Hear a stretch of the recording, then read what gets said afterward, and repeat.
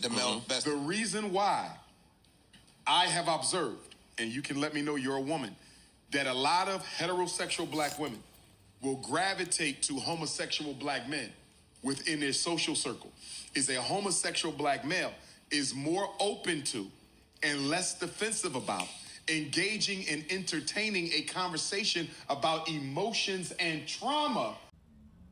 I love Dr. Umar for trying.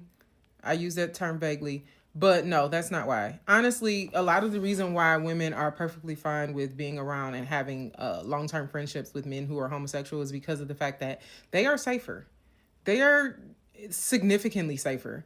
When you realize that a man wants access to your body, which honestly, a lot of the friendships that women cultivate with men, unfortunately, you do find that that's the reason why. That's where you get this whole myth of like being friend zoned, or the idea of like the good guy not getting access to women. You realize that there is nothing he won't do to get access to your vagina. He doesn't have a desire to be with you. He really genuinely wants access to you sexually so that he can try it and move on. That is the reason why women feel safer with homosexual men. When you're in a close relationship or a friendship with a man whose genuine desire is like, hey, I am friends with this person because I like this thing at the same way they do, or I'm friends with this person because we have these same interests. There is a whole world that opens up that is not open to women who are friends with or in relationship with heterosexual cis het men, if you will.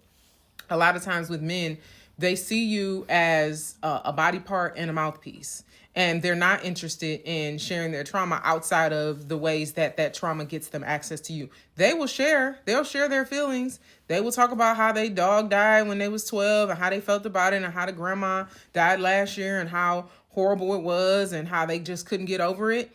The only issue is that they're doing that for access, and that is where those lines get skewed, because a lot of women don't have an issue with being friends with men. They can see men as human beings in a way that men don't see women as human beings. And there are many books that talk about this. Beauvoir's The Second Sex is a great one. The Feminine Mystique talks a lot about womb envy and penis envy and how that shows up in male to female relationships, whether or not it's romantic or not. But a lot of times what is happening is that men have freedom to constantly express how their friends, whether they be, platonic friends or they are eventually seeking to pursue a romantic relationship, they'll constantly share how they want access to that woman's body. And for many women, it has meant either being in physical danger where he wants to harm you. It can start off with him stalking you. It can go that far, but it can also be on the lesser evil side, if you will, where he's really only your friend so long as he feels like he has access to you. But the moment that you are in a romantic relationship, he no longer wants anything to do with you. And that's a lot of where the breach is.